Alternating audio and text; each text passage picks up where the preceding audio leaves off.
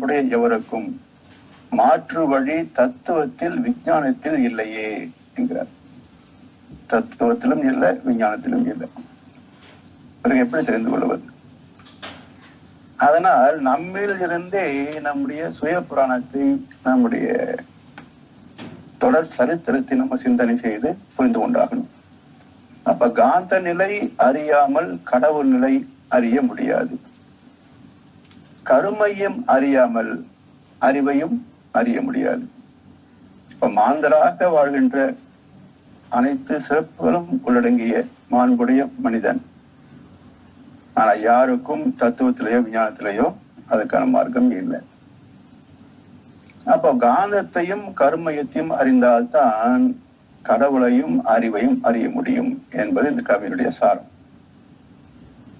தத்துவத்திற்கும் விஞ்ஞானத்திற்கும் அடிப்படை காந்தம். இப்ப சாதாரண இரும்பு துண்டில காந்தம் இருக்கு இல்லையா? அதில் 2 தன்மைகள் இருக்கும். ஒன்று ஈர்ப்பு ஆற்றல், இன்னொன்று விளக்கும் ஆற்றல். இப்ப இந்த 2 தன்மைகள் எப்படி வந்தது? இவற்றால் என்னென்ன மாற்றங்களும் விளைவுகளும் தொடர்ந்து உலகிலே மனிதர் வாழ்க்கையிலே நடக்கின்றன என்பதை நம்ம சிந்தித்து பார்ப்போம். அழுத்தம் என்னும் முந்து ஆற்றல் ஒன்றை கொண்டே என்று மகசூர் கவியில சொல்லுவார். அதை இறைவனுக்கு என்று பல பெயர்கள் கொடுத்திருக்கின்றாங்க. அதுல சில வார்த்தைகள் மிக சிறப்பான பொருள் உடையவை. அதுல ஒன்று இறைவனுக்கு ஏகாந்தன் ஒரு பேருங்க. காந்தம், காந்தன் என்றால் 2 பண்புகள் உள்ளடங்கியது. ஏக் காந்தன், ஏகாந்தன் என்றால் ஒற்றை பண்புடையது. அப்போ ஈர்ப்பு விளக்கல் என்ற 2 பண்புகளிலே எது எதற்கு மூலமானது, எதிலிருந்து எது தோன்றியது என்ற கேள்விக்குரிய சிந்தனைக்கு மகர் சொல்கின்ற பதில் அழுத்தம் என்னும் உந்து ஆற்று ஒன்றை கொண்டே. அந்த சுத்த வெளியின் இயல்பு தனியிருக்கம், தன்னைத்தானே இறுக்கிக் கொள்கின்ற இயல்பு. அழுத்தம் என்னும் உந்து ஆற்று ஒன்றை கொண்டே அணுமுதலாய் அண்டகோடி அனைத்தும் ஆக்கி வழுத்தும் ஓர் அறிவு முதல் 5 6 வகை வகையாம் உயிரினங்கள் தோற்றுவித்து முழு திறனுடனே காத்து முடிக்கும் மேலாம் முழு முதற் பொருளே நம் அறிவும் ஆகும். பழுத்த நிலை வரும் வரையில் நீ நான் என்றோம், பதமடைந்தோம், ஒன்றானோம், பரமானந்தம். அப்படி இறைநிலையின் அந்த சுத்த வெளியின் அடிப்படை இயல்பு என்ன என்றால் அழுத்தம் என்னும் உந்துவாற்றல். அந்த செல்ஃப் கம்ப்ரசிவ், தன்னைத்தான் இறுக்கிக் கொள்கின்ற அழுத்தம். அதை விஞ்ஞானம் கிராவிட்டி என்று சொல்கிறது, ஈர்ப்பு என்று சொல்கிறது. அந்த ஈர்ப்பு மையத்திலிருந்து தான் வரும். ஆனா இறைநிலைக்கு ஏது மையம்? அதனால் இன்றைய விஞ்ஞானம் கிராவிட்டி என்ற வார்த்தையை மாற்றி கம்ப்ரசிவ் ஃபோர்ஸ் என்று சொல்கிறது. அப்ப கம்ப்ரசிவ் என்றால் தன்னைத்தான் இருக்குகின்ற ஆற்றல் என்று பொருள். அப்ப விஞ்ஞானமே ஏதோ ஒரு வகையில் ஆய்வு செய்து கொண்டே இருக்கிறது. அதுல சில நீர்களை மாற்றிக்கொண்டே வருகிறது. ஒரு காலத்தில் விஞ்ஞானம் சொன்ன ஒரு உண்மையை வேறொரு காலத்தில் விஞ்ஞானமே அதை மறுதளித்து விடுகிறது. அது இல்லை, இதுதான் என்று மாற்றி அமைக்கிறது. அதுபோல் கிராவிட்டி என்றால் இறைநிலை என்று சொல்லி வந்த விஞ்ஞானம் தற்காலத்தில் அதை மாற்றி கம்ப்ரசிவ் ஃபோர்ஸ் என்று அதை சிறப்பிக்கிறது. அப்போ ஒரு உண்மை என்ன என்றால் மகிழ்ச்சியுடைய கூற்றுக்கு விஞ்ஞானம் வந்து கொண்டிருக்கிறது என்று அர்த்தம். அப்போ அழுத்தம் என்ற ஒரே பண்பு அது எப்படி எழுச்சி பெற்றது என்பதை சென்ற வாரம் பார்த்தோம்.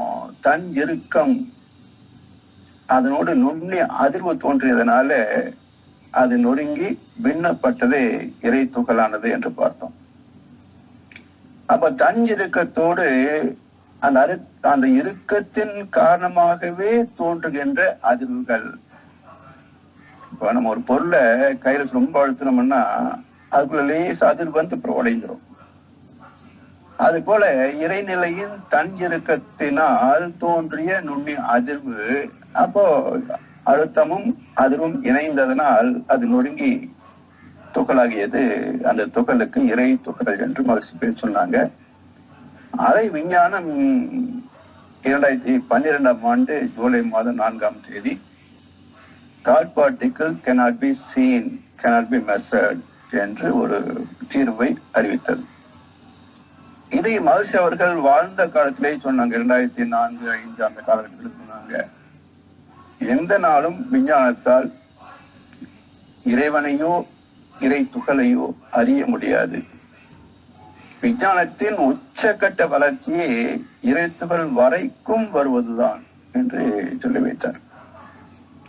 அதன்படி விஞ்ஞானம் நிரூபித்து விட்டது. God particles cannot be seen, cannot be measured. அந்த வார்த்தையை மாற்றி விட்டாங்க சமீபத்துல. ஆரம்பத்துல God particles சொன்னாங்க.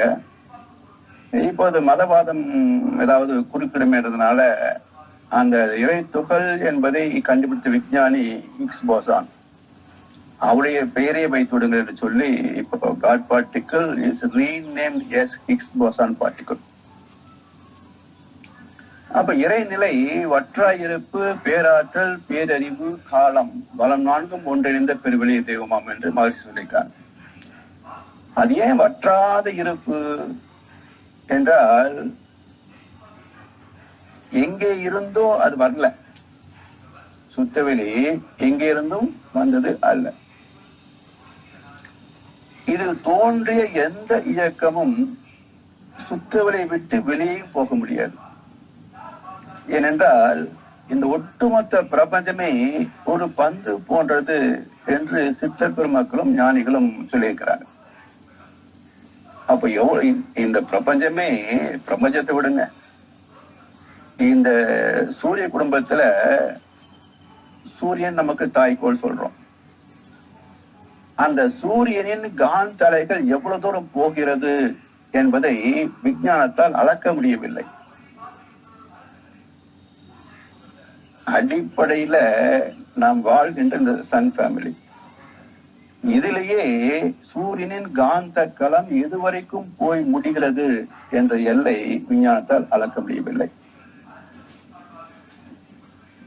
என்ன தீர்ப்பு சொன்னாங்க என்றால், சூரியனின் அலைக்களத்துல, காந்த அலைக்களத்துல கடைசியாக உள்ளது புளூட்டோ என்ற கோள். அந்த கோள் சூரியன் நோக்கி இருக்கிற பகுதி மறுபகுதி. அந்த மறுபகுதி வரைக்கும் உள்ள நீளத்தை பார்க்கின்ற போது சூரியனுடைய ரேடியஸ் ஆரம் 7 லட்சம் கிலோமீட்டர். ஆனால் அவளை காந்த அலை களம் புளூட்டோவின் மறுபக்கம் வரைக்கும் அளந்து பார்க்கின்ற போது 600 கோடி மைல் தூரம் இருக்கிறது. அப்போ 7 கிலோமீட்டர், அதுக்கு இடத்துல 5 மைல், 600 மைல் தூரத்துக்கு போகுது. அது முடிவு இல்லை. அப்படின்னா சூரியனுடைய ஆரத்தை விட 8574 மடங்குக்கும் மேலாக சூரியனின் காந்தக்களம் போய் கொண்டிருக்கிறது. 8574 மடங்குக்கும் மேலாக. அப்ப 600 கோடி மைலுக்கு மேல சூரிய காந்தக்களம் போகுது. ஆனா ரேடியஸ் பாத்தீங்கன்னா only 7 lakh kilometers. இப்படி இருக்கிற போது இது போல் 10,000 கோடி சூரிய குடும்பங்கள் சேர்ந்தது மில்கி வே கேலக்சி. இது போல் 1008 கேலக்சி சேர்ந்தது யூனிவர்ஸ். அப்ப எவ்வளவு பெருசு இது! அந்த சுத்தவெளிக்குள் ஒரு பந்து போன்றதுன்றாங்க சித்தர் பெருமக்கள். அப்ப சுத்தவெளி எப்படி இருக்கும் பாருங்க. அதனால்தான் அடி முடியும் கண்டவர்களே நாங்க. எந்த தவத்தில் நாம் போனாலும் அது உச்சத்தை பார்க்க முடியுமானா முடியாது. அதனால் எல்லை இல்லாத பரவெளி என்று சொல்லிவிட்டார். அப்போ எல்லா நிகழ்வுகளும் வரலாறும் சரித்திரமும் இந்த பிரபஞ்சத்திற்குள் நிகழ்வதே தவிர இதுக்கு அப்பால் ஒன்றும் இல்லை. இந்த பிரபஞ்சம் எங்கே இருந்து வந்தது? அணுக்களின் சேர்க்கை தானே பிரபஞ்சம். அதனால் இறைநிலையே இறை துகளாகி, விண்ணாகி, பஞ்சபூதங்களாகி, ஜீவன்களாகி அந்த இயக்கத்தின் முடிவில் மீண்டும் அது இறை துகளாகவே மாற்றம் பெற்று மீண்டும் அது இறை துகள் காலத்துல கொஞ்ச காலம் இருக்கும், பிறகு அது சுத்த வழியாக மாறிக்கும். அப்போ இறைநிலையே எல்லாமாக மாற்றம் பெற்று மீண்டும் இறைநிலையாக மாறி போவதனால அதுல குறைவு ஏற்படுவதற்கு வாய்ப்பு இல்லை. அதனால் அது வற்றாத இருப்பு. பேராற்றல், ஆற்றல் என்றால் ஒரு இயக்கத்திற்கான சக்தி தானே. அந்த சக்தியை விட எது பெரிதாக இருக்க முடியும் என்றால், இப்ப இவ்வளவு பெரிய பிரபஞ்சம் சொல்றோம், வெட்ட வெளி சக்தி என்பது இல்லை என்றால் வேற எந்த பொருள் வலிது பிரபஞ்சத்தில்? தொடப்பட்ட இரு பொருட்களோடு தொட்டதாய் உணரும் அரூபம் யாது? பட்ட பகலில் வானில் மீன்கள் தோன்றா, பார்வை இல்லாருக்கு அவை எந்த நாளும் காணா. எட்டவில்லை அறிவுக்கு என்பதனால் உள்ள இயற்கை ரகசியம் எங்கே ஒளிந்து கொள்ளும்? மிக அற்புதமான கவி மகிழ்ச்சியுடையது. வெட்டவெளி சக்தி என்பது இல்லை என்றால் வேற எந்த பொருள் வலிது பிரபஞ்சத்தில்? So the mightiest of all is Almighty God. அதான் பேராற்றல். சரி, பேரறிவு நம்மகிட்ட இருக்கிறதே சிற்றறிவுன்றோம். ஏன்?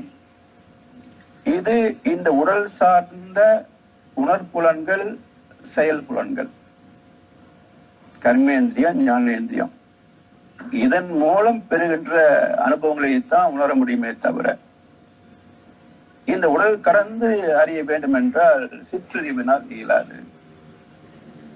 அப்ப என்ன ஆகுது? இந்த அறிவு தன் மூலமாகிய பேரறிவோடு லயமாகிறது. எப்படி?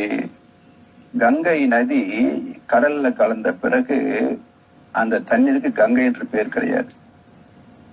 கடல்ல விழுகின்ற வரைக்கும் கங்கை நதி, விழுந்த பிறகு கங்கை என்ற பேர் கிடையாது, கடல் என்ற ஒரே பேர்.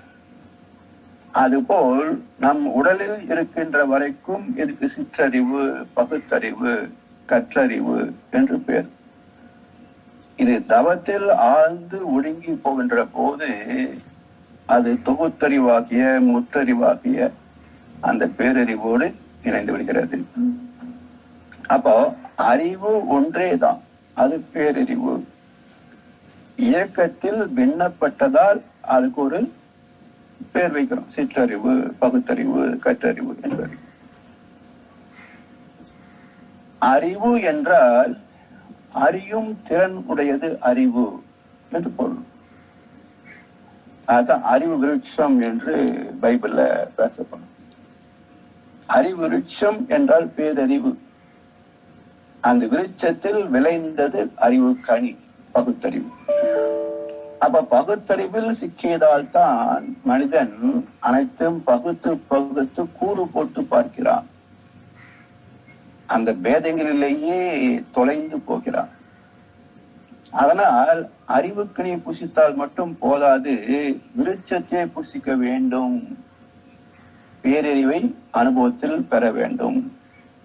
அப்பொழுதுதான் இவன் பேதம் கடந்த நிலைக்கு போக முடியும். பதமடைந்தோம், ஒன்றானோம், பரமானந்தம், பேரின்பம். அதற்கான பக்குவத்தை பெறுகின்ற காலம்தான் மனிதனாக வாழ்கின்ற காலம். அப்படி வற்றாயிருப்பு, பேராற்றல், பேரறிவு, காலம். காலம் எங்கே தோன்றியது? அதனுடைய இயக்க கூறு எங்கே இருக்கிறது என்றால், அந்த கணக்கு இல்லை இரண்டு அதிர்வுக்கு இடை அமையும் தூரம் என்றார் மகரிஷி. அந்த சுத்தவெளி நொறுங்கி துகளாச்சு அல்லவா? அப்படி நொறுக்கம், அந்த நொறுங்குகின்ற தன்மை தான் கிவரிங், அதான் frequency. அப்போ frequent cycle is frequency. அப்ப நொறுங்கிய அந்த அந்த என்ன சொல்றேன், தன் நுண் அதிர்வு frequency, அதுதான் பிறகு நமக்கு பஞ்ச போதங்கள் வருகின்ற போது frequency-ஆக பேசுகின்றோம். அப்போ அந்த இறைநிலை நொறுங்கி துகளாச்சு பாருங்க, அந்த துகளிலேயே காலம் இருக்கிறது. ஆனா அது கணக்கில் வராது. எப்போ கணக்கு வருது என்றால், சில கோடி இறைத்துகள் குவிந்து ஒரு வின் எலக்ட்ரான் என்று குவிகின்ற போது அது வேகம் அதிகம். ஒரு எலக்ட்ரானுடைய வேகம் எவ்வளவு பாத்தீங்கன்னா, the velocity of one God particle into number of God particles in the electron equal to total velocity of the God particle of the electron. இதெல்லாம் புரிஞ்சுக்கிட்டீங்கன்னா அதுதான் இறை விஞ்ஞானம். ஒரு விண்ணுடைய வேகம் எவ்வளவு அப்படின்னா, எத்தனை இறைத்துகள் இருக்கோ அவ்வளவுதான் வேகம். அப்போ ஒரு இறைத்துகளின் வேகம் அந்த மின்னணுல எத்தனை இறைத்துகள் இருக்கின்றனவோ அந்த பெருக்கு தொகை அந்த மின்னணுவின் வேகம். So the velocity of one God particle into number of God particles in the electron equal to total velocity of the electron. அப்போ அதுக்கு வேகம் அதிகமாக இருக்கிறதுனால ரிப்பல்சிவ் ஃபோர்ஸ் அதிகமாகும். அந்த ரிப்பல்சிவ் ஃபோர்ஸ் அதிகமாகிறதுனால இன்னொரு எலக்ட்ரானோ புரோட்டானோ நியூட்ரானோ பக்கத்துல வர முடியாது. இப்ப தள்ளி நிறுத்தும். அப்ப என்ன ஆகுது? இறைநிலையில் ஒன்றே, அழுத்தம் என்னும் உந்து ஆற்றல் ஒன்றே. அது இறை துகளாக பின்னப்படுகின்ற போது அந்த பின்னம் இரண்டு படுகிறது. எப்படி? அந்த பின்னத்துக்கு என்று இயக்க இடம், அதுக்கு வேகம். அப்போ இறை துகளிலே இரண்டு படுகிறது, இடமும் வேகமும், ஃபோர்ஸ் அண்ட் வால்யூம். அது பின்னாக மலர்ச்சி பெறுகின்ற போது இரண்டு நான்காகிறது. எப்படி? இடம் இருக்கு, வால்யூம், விண்ணுக்கு ஃபோர்ஸ் இருக்கு, அதிகமான ஃபோர்ஸ் இருக்கு, அப்போ வேகம். அந்த வேகத்தால் இன்னொரு அணுவை தள்ளி நிறுத்துவதனால இந்த அணுவுக்கும் அந்த அணுவுக்கும் இடையில் தூரம் அமைகிறது. மூன்றாவது பண்பு தூரம். சரி, தோன்றிய எலக்ட்ரான் சுழன்று கொண்டே இருக்கின்ற போது சரௌண்டிங் பிரஷர் ஃபோர்ஸ் என்ற வகையில சுத்தவெளி சூழ்ந்து அழுத்துகிறது. அப்படி அழுத்துகின்ற போது என்ன ஆகுது? இப்போ ஒரு சின்ன உதாரணம் சொல்றேன். இந்த ரவா லட்டு இருக்கு பாத்தீங்களா? அதை எடுத்து நம்ம ரெண்டு உள்ளங்கைக்கு மத்தியில் வச்சுக்கிட்டு அப்படியே உருட்டிக்கிட்டே இருந்தீங்கன்னா என்ன ஆகும்? அந்த சன்ன ரவையெல்லாம் கையில உருட்டும்.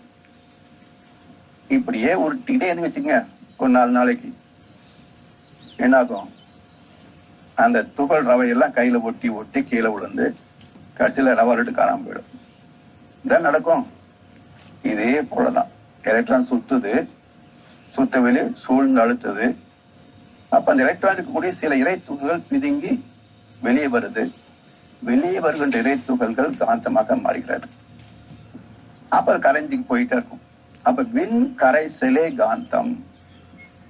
அப்படி கரைந்து கரைந்து போக போக அதன் வேகம் குறைஞ்சிக்கிட்டே வரும். அப்போ எலக்ட்ரானாக இருந்த போது என்ன வேகம் இருந்ததோ அதுல 3/4 பங்கு அளவுக்கு வருகின்ற போது the electron is renamed as proton. இதுவரைக்கும் மின்னணு என்று சொல்லப்பட்டது மின் கரைசல் மூலமாக காந்தமாக மாறி மாறி குறைகின்ற போது 3/4 பங்கு வேகத்தை தொடுகின்ற போது அந்த மின்னணுவுக்கு துணை மின்னணு என்று பேர். இதே ப்ராசஸ்ல இன்னும் மின் கரைசல் நிகழ்ந்து காந்தமாக மாறி மாறி கரைஞ்சு போயிட்டே இருக்கும். அப்போ அது பாதியாக மாறுகின்ற போது நியூட்ரான் என்று இன்னொரு அந்த புரோட்டான் பேர் எடுத்துட்டு நியூட்ரான் பேர் வைக்கிறோம், கருவணு. இப்ப கருவணு சுழலுமே தவிர இன்னொன்றை தள்ளி நிறுத்தாது. அப்ப என்ன ஆகுது? கருவணுவிலே நிறைய காட் பார்ட்டிகல்ஸ் இருக்குமே தவிர அது இன்னொன்றை தள்ளி நிறுத்த முடியாது. அவருடைய செல்ஃப் ரொட்டேஷன் மட்டுமே போதுமானதாக இருக்கும். அப்ப என்ன? காட் பார்ட்டிகல் வேகத்தை விட இந்த நியூட்ரான் வேகம் அதிகமா இருக்குமே தவிர இந்த பிரபஞ்சத்துல இன்னொன்றை தள்ளி நிறுத்த முடியாது. அப்ப என்ன ஆகுது? இறைவெளி அழுத்திட்டே இருக்கதா?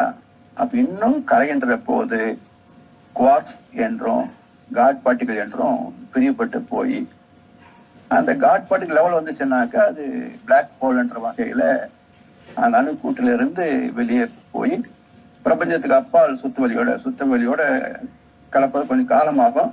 பிரபஞ்சத்தை தாண்டிச்சுன்னா காந்த காலம், பிரபஞ்சத்தின் காந்த காலம், அது இறைத்துகள் காலம், அதுல கொஞ்ச நாளைக்கு இருக்கும். அப்புறம் கொஞ்ச காலத்துக்கு பிறகு அது சுத்த வழியாக மாறி போகும். இப்படி ஒரு விண் தோன்றிய நேரம், டைம் ஆஃப் பர்த், அது கடைசியில காட் பார்ட்டிகள மாறி எல்லாமே தூளா பிரிஞ்சு போது பாருங்க, அது டெத் ஆஃப் தி எலக்ட்ரான் கூட்டு. அப்போ பிறப்புக்கும் இறப்புக்கும் உள்ள நீட்சி காலம். அப்ப இங்கதான் காலத்தை குறிப்பா பேசுகிறோம்.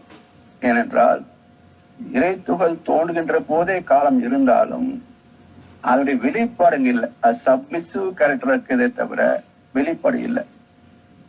மின்னணுவாக மாறுகின்ற போதுதான் அது தேய்ந்து புரோட்டான், நியூட்ரான், குவார்ட்ஸ், காட் பார்ட்டிகள் பிரிஞ்சு போகுது. நம்ம பிறந்ததுக்கு அப்புறம் தானே மாணவ பருவம், இளமை பருவம், நடுத்தர வயது, முதுமை பருவம், இறப்புன்னு சொல்கின்றோம். அப்ப பிறப்புக்கும் இறப்புக்கும் இடைப்பட்ட நீட்சி காலம்.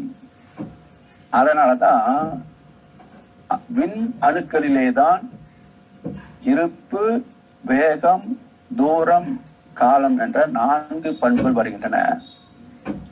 இதைத்தான் நியூட்டன் பிரின்சிபல்ல 4 கண்டுபிடிச்சாங்க.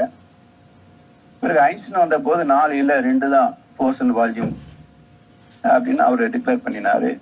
பிறகு அவருடைய காலத்துல அது 2 இருக்க முடியாது, 1 தான், அந்த 1 எது எனக்கு தெரியல அப்படின்னு சொல்லிட்டு போயிட்டாரு. அவருக்கு பிறகு யாருமே அதை 1 தான் ப்ரூவ் பண்ணவே இல்லை. ஐன்ஸ்டனுக்கு பிறகு வந்த சயின்டிஸ்ட் வேதாத்ரி மகரிஷி, இவர் தான் சொன்னார், அந்த 1 இதுதான் ஸ்பேஸ், எட்டர்னல் ஸ்பேஸ். இந்த சுத்த வெளிதான் அனைத்திற்கு மூலமாகிய ஏக வஸ்து என்று மகரிஷி சொன்னாங்க. அப்ப ஒன்றே இறைத்துகளில் 2 ஆகுது, அதாவது ஃபோர்ஸ் அண்ட் வால்யூம். கோடிக்கணக்கான இறைத்துகள் குவிந்து வின் ஆகின்ற போது அது force, volume plus distance and time, இந்த 4 பண்புகள் வருது. அப்போ இந்த மின்னணு தோன்றி சுழல் இயக்கத்துல கரைந்து காந்தமா வருது இல்லைங்களா, இது காந்தத்தின் 2வது பரிணாமம். இதே போல குழலையும் காந்தம் இருக்கும். சுழற்சி வந்தது, விரிவலை வந்தது, காந்தம் வந்தது. அது மிக நுணுக்கமானது. 3 அலை வேகத்துக்கு தான் அது தாங்கும். காட் பார்ட்டிகல்ஸ் ஒன்றை தள்ளி நிறுத்தாது. அதனால அந்த தூரம் இல்லை, காலம் நுணுக்கமையா இருக்கும். அதனால அதுக்கு காலம் பொருட்படுத்துறது இல்லை, கணக்கு எடுத்துக்கிறது இல்லை. அப்ப இறைத்துகளில பொதுவா பாத்தீங்கன்னா ஃபோர்ஸ் வால்யூம் சேர்ந்து அது காந்தமாக மாறிச்சு. அப்ப இறைத்துகளே காந்த துகள் சொல்லுவதுல தப்பு இல்லை அப்படின்னு சொல்லுவாங்களே தவிர, நுணுகி பார்த்தால் இருப்பு, இயக்கம், காந்தம், அது இறைத்துகள் முதல் மனித ஆத்மா வரைக்கும் எங்குமே இந்த முப்பரிமாணம் விலகவே விலகாது. இதுதான் பைபிள்ல ட்ரினிட்டி பிரின்சிபல் சொல்லுவாங்க. பிதா, குமாரன், பரிசுத்த ஆவி, ட்ரினிட்டி, இருப்பு, இயக்கம், காந்தம். சரி, இப்போ இந்த காந்தம் பஞ்சபூதங்களிலேயும் தன்மாற்றம் அடைவது. இப்படி ஒரு எலக்ட்ரான் பிறகு ஒரு புரோட்டான் இணைந்து ஒரு நியூட்ரான் இணைகின்ற போது அதுக்கு ஆட்டம் சொல்கின்றோம். ஆட்டம்ல மையத்தில் ஒரு நியூட்ரான், புரோட்டான் இருக்கும். அடுத்து ஆர்பிட்ல இந்த நியூட்ரானையும் புரோட்டானையும் சுத்தி வருவதற்கு ஒரு ஆர்பிட்ல ஒரு எலக்ட்ரான் இருக்கும். இதற்கு ஹைட்ரோஜன் என்று பேர். அந்த ஆர்பிட்ல இன்னும் ஒரு எலக்ட்ரான் சேர்ந்ததுன்னு வச்சுங்களேன், அதுக்கு ஹீலியம் என்று பேர். அதுக்கு அடுத்து செகண்ட் ஆர்பிட்ல வந்துடும். இந்த ஃபர்ஸ்ட் ஆர்பிட் 2 எலக்ட்ரான் தான் நிற்கும். செகண்ட் ஆர்பிட்ல 6 எலக்ட்ரான் வரைக்கும் நிக்கலாம். ஸோ இதுல செகண்ட் எலக்ட்ரான்ல ஆர்பிட்ல 4 எலக்ட்ரான் வருகின்ற போது இது 2 பிளஸ் 4 6 வரும்போது கார்பன் ஆயிடும். இப்படியே அணுக்களுடைய எண்ணிக்கை கூட கூட வேறு வேறு பௌதிகங்களாக நம்ம பேசுவோம். 16 வரும்போது அதுக்கு ஆக்சிஜன் என்று பேசுறாங்க. 16 வந்தது அப்படின்னா 8 எலக்ட்ரான் 8 புரோட்டான் 8 நியூட்ரான் இருக்கும். 24 வரணுமே. ஏன் 24 பேசுறது இல்லை அப்படின்னா புரோட்டானும் நியூட்ரானும் ஒன்றாகத்தான் கணக்கெடுப்பாங்க. ஏன்னா ரெண்டுமே மையத்தில் இருப்பதனால அதை ஒரே 8 கணக்கெடுத்துக்கிறாங்க. அதான் அந்த 8 பிளஸ் எலக்ட்ரான் 8 16 அப்படின்னு சொல்லுவாங்க. அந்த 8 எலக்ட்ரான் வரும்போது பாத்தீங்கன்னா 8 புரோட்டானும் 8 நியூட்ரானும் மையத்துல சேர்ந்திருக்கும். முதல் ஆர்பிட்ல 2 எலக்ட்ரான் நிற்கும். 2வது ஆர்பிட்ல 4 எலக்ட்ரான் நிற்கும். அப்போ 2 6 எலக்ட்ரான் நிற்கும். அப்போ 2 6 8 எலக்ட்ரான் வரும். அப்போ 2 அதுக்கு அடுத்தது ஆர்பிட்ல 4 6 எலக்ட்ரான் 6 2 8 8 16 எலக்ட்ரான் வந்துடும். சரி, இதுக்கு அடுத்து 8 எலக்ட்ரான் சேர்ந்தா தான் அந்த ஆர்பிட் சர்க்யூட் க்ளோஸ் ஆகும், செகண்ட் ஆர்பிட். அதனால அதுக்கு 2 எலக்ட்ரான் தேவையா இருக்கு இல்லையா?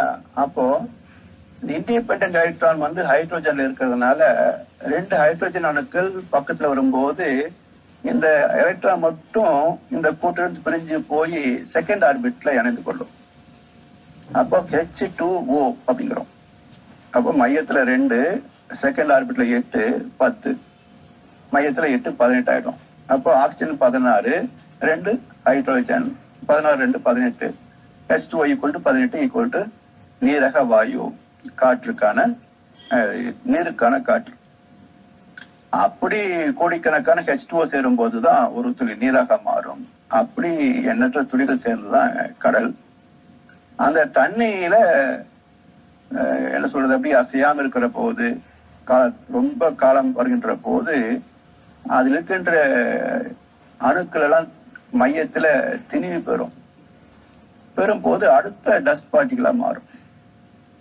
உதாரணமா நம்ம வந்து வாட்டர் ஃபில்டர் யூஸ் பண்றோம் பாருங்க.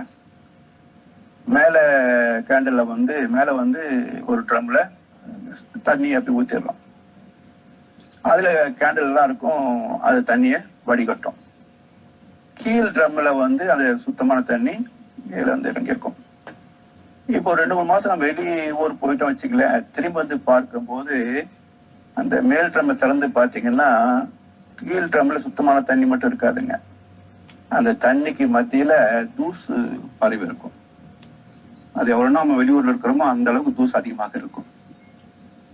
எப்படி சுத்தமான தண்ணிக்குள்ள தூசு வந்தது அப்படின்னா அந்த சுத்தமான தண்ணியே தூசாக மாறுது.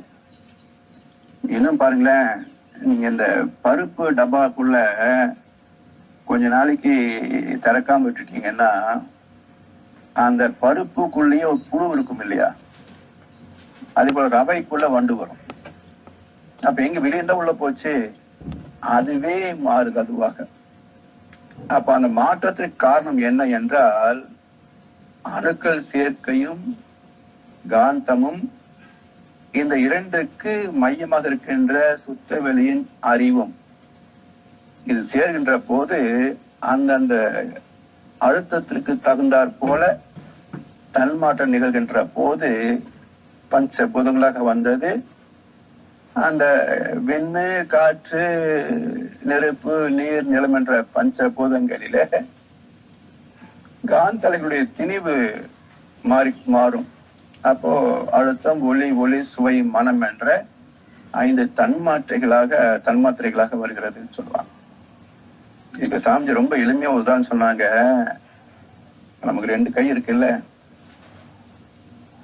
இடது உள்ளங்கையில வலது கை விரலால அப்படி லேசா அழுத்தி பிடிச்சிங்கன்னா இது அழுத்தம். அப்படியே தேய்ச்சிங்கன்னா சத்தம் வரும். கொஞ்ச நேரத்துல சூடு வரும். இன்னும் தேய்ச்சிட்டு இருந்தீங்கன்னா வியர்வை வரும். மறுபடியும் தேய்ச்சிட்டு இருந்தீங்கன்னா அழுக்கு வரும். இவ்வளவுதான் பஞ்சபூத தன்மாற்றம்னாரு. எவ்வளவு சிம்பிளா ப்ரூவ் பண்ணிட்டாரு பாருங்களேன். பஞ்சபூதம் எப்படி வந்தது பரிணாமத்துல கேட்டா உங்க கையிலே இருக்குது ரகசியம். உள்ளங்கைய அடுத்த கை விரலால தொட்டீங்கன்னா அழுத்தமா பிடிச்சீங்கன்னா அழுத்தமாச்சு. அப்படியே அசைச்சிங்கன்னா சத்தம் வந்துடுது. தொடர்ந்து அப்படியே அசைச்சிங்கன்னா சூடு வந்துடுது. இன்னும் தொடர்கின்ற போது ஸ்வெட்டிங் வியர்வை வருது. மேலும் தேய்க்கிற போது அழுக்கு வந்துடுது. அப்போ பஞ்சபூதம் வந்துச்சா? அழுத்தம், ஒளி, சுவை, மனம் வந்துச்சா கெட்டி பொருள் வரைக்கும். இப்படி பஞ்சபூதங்கள் அதுல காந்த தன்மாற்றமாக பஞ்ச தன்மாத்திரைகள் என்று வந்தது. இந்த காந்தமும் அடிப்படை இருப்பதனால்தான் ஈர்ப்பு விளக்கல் என்ற 2 தன்மைகள் இருப்பதனால்தான் ஈர்ப்பினால் அணுக்கள் சேர்கின்றன, விளக்கத்தால் அணுக்கள் கரைகின்றன. So association and dissociation of particles. So என்ன சொல்றாங்க சயின்ஸ்ல? association of energy particles is mass. Dissociation of mass is energy particles. அணுக்களின் சேர்க்கையும் பிரிதலுமே இந்த பிரபஞ்சம். சேர்ந்தால் பருப்பொருள் மாஸ், மாஸ் சிதைந்தால் மீண்டும் துகள். இப்படி இந்த பஞ்சபூத வரலாறு வருகின்ற போது அதுல 5 பூதங்கள் தோன்றியது, அதெல்லாம் சேர்ந்தது. அந்த விகிதாச்சாரம் மாறிக்கிட்டே இருக்கும். எப்படின்னா சூரியன்லயும் ஹைட்ரோஜன், ஹீலியம், அதர் கேசஸ் அவ்வளவுதான் இருக்கு. எவ்வளவு பர்சன்டேஜ்? பூமியை விட 19 லட்சம் மடங்கு பெரிய சூரியன்ல 92% ஹைட்ரோஜன், 7% ஹீலியம், மிச்சம் 1% மற்ற வாயுக்கள். அதிலிருந்து பிரிந்து வந்தது கோள்களிலே தான் இங்கே புதனு, சுக்கிரனு, பூமி, சந்திரன், செவ்வாய், குரு. இப்ப குருவுல என்ன இருக்குன்னு பாத்தீங்கன்னா அதுல 90% ஹைட்ரோஜன், 10% ஹீலியம். மற்ற நைட்ரஜன், அமோனியா வாயுக்கள் எவ்வளவு வருது? 0.001, அப்படி வரும். அதனால கணக்கே சேர்த்துக்க மாட்டாங்க. அப்போ ஜூபிட்டர்ல என்ன இருக்குன்னா 90% ஹைட்ரோஜன், 10% ஹீலியம். இவ்வளவுதான். இப்படி அந்த பஞ்சபூதங்களின் விகிதாச்சார பேதங்களுக்கு ஏற்ப ஒன்று தாய்கோள் சூரியன் ஆச்சு, இன்னொன்று துணைக்கோள் ஜூபிட்டர் ஆச்சு. அதே போல அணுக்களுடைய சேர்க்கையினால கெட்டியான அணுக்கள் சேர்ந்த போது பக்கத்திலே அது சேர்ந்து போச்சு. அப்ப என்னாச்சு? சூரியனிலிருந்து சிதறிய அணுக்கள் அதனுடைய வேகத்துக்கு தகுந்தாற்போல் அங்கங்க ஒரு குழுவாக சேர்ந்துருச்சு. அப்ப அதிகமான எடை உள்ள வேகம் குறைந்த அணுக்கள் எல்லாம் சூரியனுக்கு பக்கத்திலே ஒரு குழுவாக சேர்ந்தது. அப்ப அது 3 கோடி மைல் தூரம் தான் அதுக்கு மினிமம் தூரமாமா. எதுக்குங்க? சூரியனுக்கும் புதனுக்கும் உள்ள தூரம் 3 கோடி மைல் தூரம்.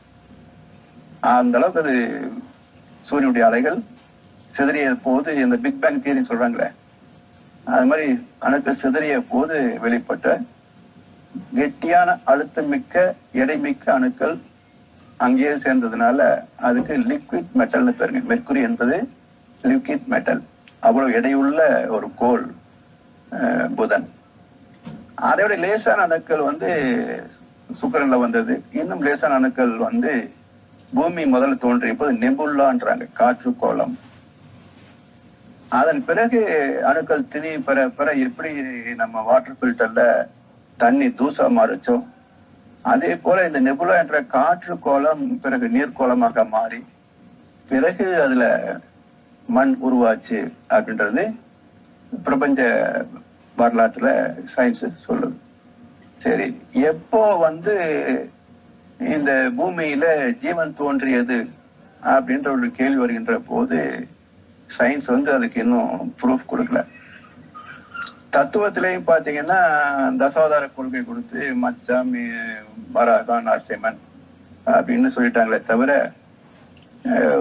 குறிப்பிட்டு அறிவுபூர்வமாக இதுதான் அப்படின்னு குறிப்பிட்டு சொல்லல. டார்வின் தியரியும் பாத்தீங்கன்னா கடல்வாழ் ஜீவராசிகள் வந்தது அப்படின்னு முடிச்சுட்டாங்க. அப்ப சாமி என்ன சொல்றாங்க அப்படின்னா, இந்த பூமியில பஞ்சபூதங்களும் குறிப்பிட்ட விகிதாச்சாரத்தில் இணைந்த போதுதான் அதுல ஜீவன் தோன்றியது அப்படின்றாங்க. அப்போ அந்த குறிப்பிட்ட விகிதாச்சாரம் தோன்றுவதற்கான காரணிகள் என்னன்னு பார்க்கணும். ஏன்னா நம்ம பொதுவா பேசும்போது விண் உயிரா மாறுச்சுன்னு சொல்லுவோம். எவ்வளவு வித்தியாசம் இருக்குங்க. விண் என்பது பௌதிக கூட்டு, உயிர் என்பது ஜீவனுடைய அடிப்படை சக்தி. அப்போ விண் உயிரா மாறியது. அப்ப என்ன நிகழ்ந்ததால் மாறியது? இந்த கேள்விக்கு விடை தெரிஞ்சாதான் விண்ணுக்கும் உயிருக்கும் வேதம் தெரியும்.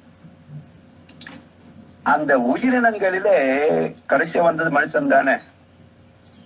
அப்ப மனுஷனை கணக்கெடுத்து பாருங்க. மனுஷனுக்குள்ள என்னெல்லாம் இருக்குது? உடல் அமைப்பு, காந்த அமைப்பு, மன இயக்கம், சிந்தனை, இதெல்லாம் ஆராய்ச்சி பண்ணி பார்த்தீங்கன்னா human is a sample of the universe. ஒவ்வொரு மனிதனும் பிரபஞ்சத்தின் பிரதிநிதி, எக்ஸாம்பிள் ஆஃப் தி யூனிவர்ஸ். இங்க என்னெல்லாம் இருக்குதோ அங்க எல்லாம் அங்க இருக்கும். அங்க இருந்ததான் இங்க வந்திருக்குன்னு அர்த்தம்.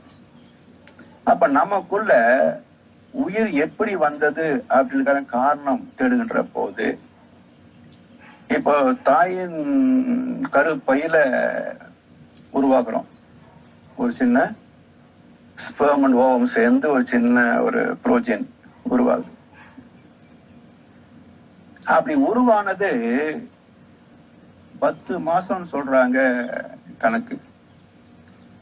ஆனா கேலண்டர் கணக்குப்படி 10 மாசம் அப்படின்னா 306 நாள் வரணும். அப்பதான் 10 மாசம் ஆகும். எந்த தாய் 306 நாள் சுமந்தாங்க? எல்லாம் 275 to 80 டேஸ் தானே. ஸோ 270 to 280 வரைக்கும் முடிஞ்சு போகுது டெலிவரி. 280 மேல போச்சுன்னா சிசேரியன் பண்ணி எடுத்ததாகணும். அப்போ அது 306 இல்லையே. அப்போ 270 275 போட்டீங்கன்னா 9 மாசம் தான் ஆச்சுங்க.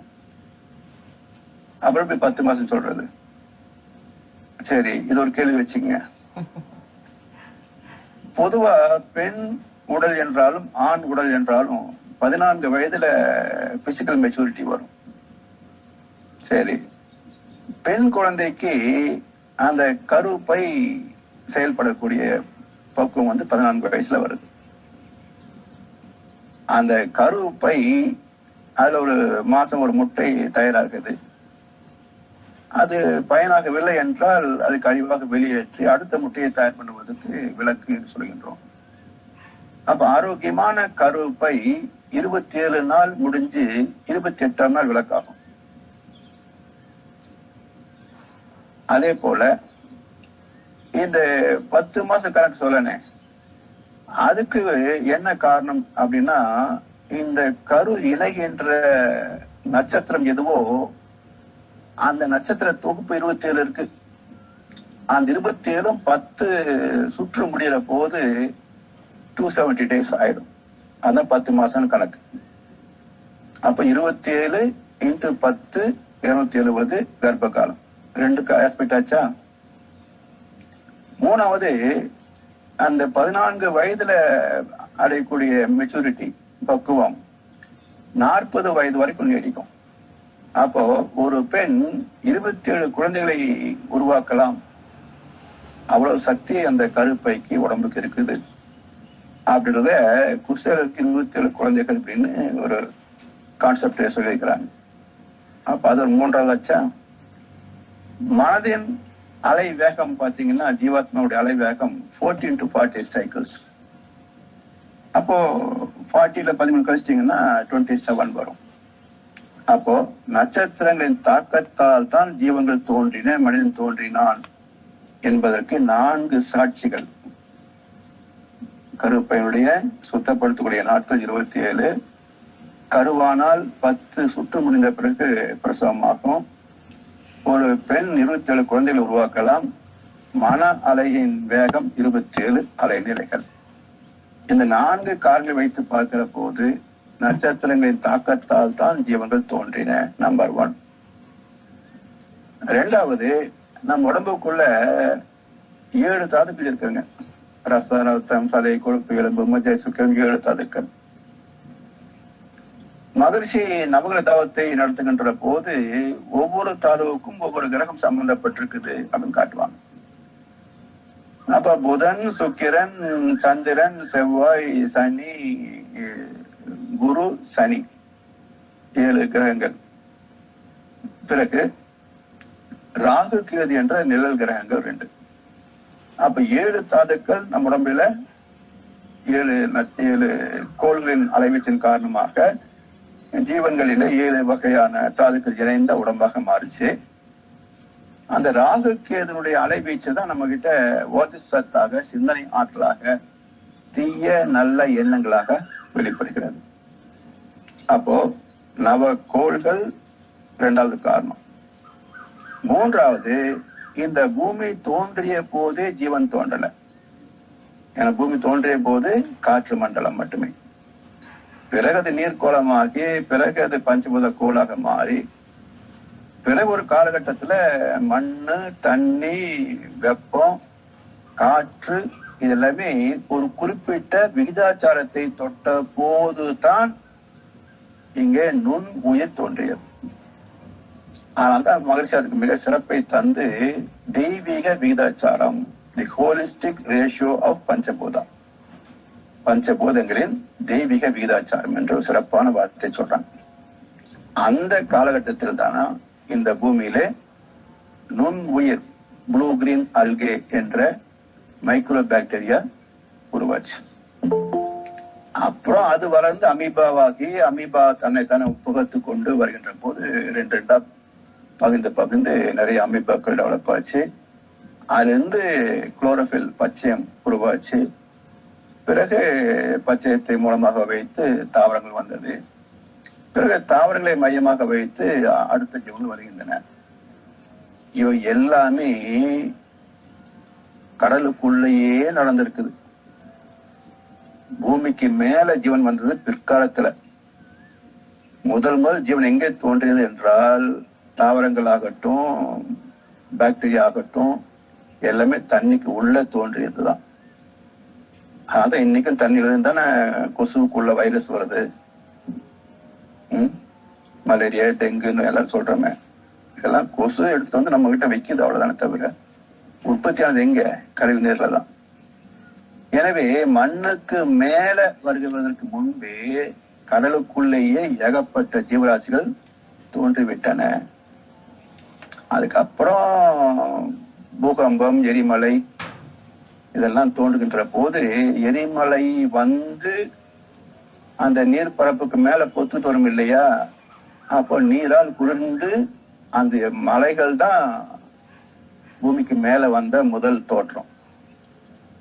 அந்த மலைகள் கரைய அதை சுத்தியும் சமவெளி உருவாச்சு. இப்படி எத்தனையோ நீண்ட காலகட்டங்களிலே தோன்றிய எரிமலைகள் எல்லாம் மலைகளாகவும், அதிலிருந்து கரைந்து வந்த பகுதி எல்லாம் மணலாக, மண்ணாக மாற அது சமவெளியாகவும், இது வரைக்கும் பார்த்தீங்கன்னா ஒரு 30% வரைக்கும் மண் பகுதி இருக்குது, 70% தண்ணியா தான் இருக்குது. அப்போ கடலுக்கு அடியிலையும் பார்த்தீங்கன்னா நிலப்பகுதி தான் இருக்கும். இதுக்கும் மத்தியில போகும்போதுதான் இந்த பூமியின் அணு சேர்க்கையில மேக்சிமம் இணைகின்ற வரைக்கும் பருத்தோற்றங்களாக மாறிக்கொண்டே போகும். மேல மணல், நல்ல திணிவாச்சுன்னா மண்ணில் சில ரசாயன மாற்றம் நிகழ்ந்ததுன்னா சத்து மண்ணாக மாறும். அந்த சத்து மண்ணில் இருந்தா தாவரங்கள் தோன்றும். பிறகு கீழே போக போக லேசான ஜல்லிகள் வரும். இன்னும் போகும்போது பாறைகள், படிக பாறைகள் வரும். அதுக்கும் கீழே போகும்போது கடினமான பாறைகள், ப்ளூ மெட்டல்ஸ் எல்லாம் வரும். அதுக்கு கீழே போகின்ற போது உலோகங்கள் அலுமினியம், தகரம், இது மாதிரி உலோகங்கள் எல்லாம் வரும். இன்னும் கீழே போகும்போது தங்கம் கிடைக்கும். அதுக்கு மேல கீழே போனோம் பிளாட்டினம் கிடைக்கும். அதுக்கும் கீழே போகின்ற போது யுரேனியம், தோரியம் கிடைக்கும். இதுக்கு மேல அணுக்கள் சேர முடியாது. ஏன்னா யுரேனியம், தோரியமே வெடிபொருட்கள். அதனால அதுக்கு மேல அணுக்கள் சேர முடியாத போது என்ன ஆகுது, பூமியின் நடுமையத்துல அணுக்கள் சிதைகின்றன. Atomic fission.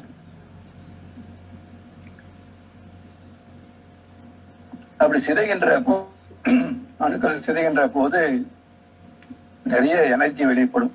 எப்படி ஒரு ஆட்டம் வெடிச்சதுனாக்க, பாம்பு வெடிச்சாக்க வெப்பமும் வெளிச்சமும் வாசியம் வருகிறதோ, அதே போல பூமிக்கு மத்தியிலையும் சத்தம் வராது, ஆனா வெப்பம் இருக்கும், வெளிச்சம் வர முடியாது. ஸோ வெப்பம் தான் அந்த பூமியில தோன்றும். அப்ப என்ன ஆகுது, பூமியின் மையத்துல அணுக்கள் சிதைவதனால ஒரு பெரு நெருப்பு உற்பத்தி ஆகிக்கொண்டே இருக்கும். அந்த கனல் அப்படியே எல்லா பக்கத்திலையும் பரவி மேல வந்துகிட்டே இருக்கும். அது வருகின்ற போது அந்த கனல் சமன்படுத்தணும். அப்படியே மேல வந்ததுன்னா பயங்கர ஹீட் ஆயிடும். இப்போ குளோபல் வார்மிங் சொல்லி ரொம்ப டெக்னாலஜிக்கலா நம்ம வார்த்தையில பயன்படுத்துறோம். ஆனா இன்னும் ஒரு திருவாத்தனுக்கும் அதுக்கான காரணம் புரியல. ஏன் குளோபல் வார்மிங் வந்துச்சு அப்படின்னு புரியல. ரெண்டாவது, குளோபல் வார்மிங் வருகின்ற போது மரங்கள் பட்டு போகும். காடுகள்லயே மரங்கள் பட்டு போகுது. நம்ம நாட்டு பகுதியில் தென்னை மரம், பனை மரம் பாத்தீங்கன்னா பட்டு போகுது. காரணம் என்ன அப்படின்னா, போர் போட்டு தண்ணி எடுக்கிறது முதல் பாவம். போர் போட்டு தண்ணி எடுக்கிறது மனுஷன் செய்யற முதல் பாவம். ஏன்னா அந்த தண்ணி இருந்தால்தான் மத்தியிலிருந்து வருகின்ற வெப்பலைகள் சமன்பட்டு குளிர்ச்சி அடைந்து கொஞ்சம் ஹீட் குறைந்து மேல வரும். அந்த சூடுக்கு தகுந்த மாதிரி தான் வேர்கள் தாங்கும்.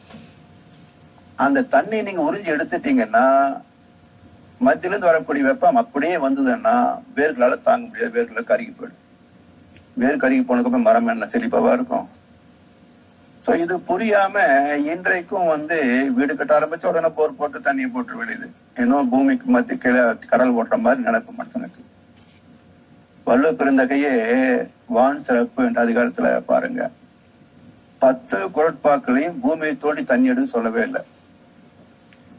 மழை பெய்யும், அந்த தண்ணியை தேக்கி இருப்பாக்கிக்கோ, பயன்படுத்திக்கோ.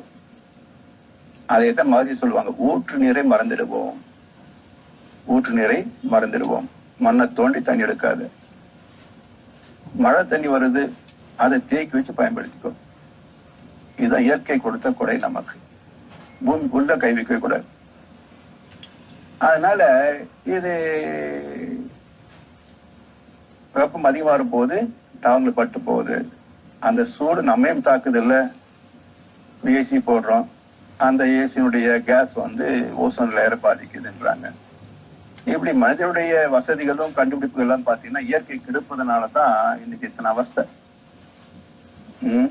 பெரிய பெரிய கோடீஸ்வரன்னு இப்போ வேலைக்காரர்கள்லாம் வர வேண்டாம் நிறுத்தி போட்டு கல்யாண மனைவி 2 பேரும் வீட்டை சமைச்சு சாப்பிட்ற நிலைமைக்கு வந்துச்சு பாருங்களேன். எவளுக்கு ஏகப்பட்ட ஆளு வச்சுட்டு இருந்தவங்க எல்லாம் இன்னைக்கு புருஷன் கொண்டாட்டின்னு சமைச்சு சாப்பிடுறாங்க பாருங்க. இதுதான் நிஜம் வாழ்க்கையில. அதனால ஆடல ஆட்டம் எல்லாம் ஆடினவன் மண்ணுக்குள்ள போன கறி தெரியும் இல்ல அப்படின்னு அதை அலட்சியப்படுத்துவானே. புரிஞ்சு மதிச்சு வாழ்ந்துகிட்டா மிச்சமாகலாம். இல்ல இப்படித்தான் ஆட்டம் போடுவேன் அப்படின்னா பூமி அதுக்கு மேல ஆட்டம் போடும். அப்படி எவனும் நிக்க முடியாதுங்க. அதனால இயற்கையை மதித்து பயன்படுவதற்காகத்தான் நமக்கு இயற்கையை பற்றி அறிவு வேணும், தெய்வத்தை பற்றிய அறிவும் அனுபவம் வேணும். அப்பதான் வாழ்க்கை ஒரு தர்மத்திற்குள் அடங்குமே தவிர, இல்லைன்னா மனம் போனபடி கண்ணா பின்னு எதாவது பண்ணிட்டு இருப்போம். அது இயற்கைக்கு ஒத்து போகாது. இயற்கை விதி செயலுக்கு வந்துவிடும். அப்ப அது தகுந்த துன்பத்தை சந்திக்க வேண்டி வரும். அதனால காந்தம் என்பதுதான் இறை துகளிலே தொடங்கி அதன் சேர்க்கையால் ஆன பஞ்சபூதங்களிலே பஞ்ச தன்மாத்திரைகளாக ஜீவன்களிலேயும் அது புலன்களாக வருகிறது. சரி, இப்போது இந்த ஜீவன்களிலே எப்படியெல்லாம் 5 புலன்கள் வந்தன அப்படின்றதெல்லாம் அடுத்த வகுப்பிலே நாம பார்க்கலாம்.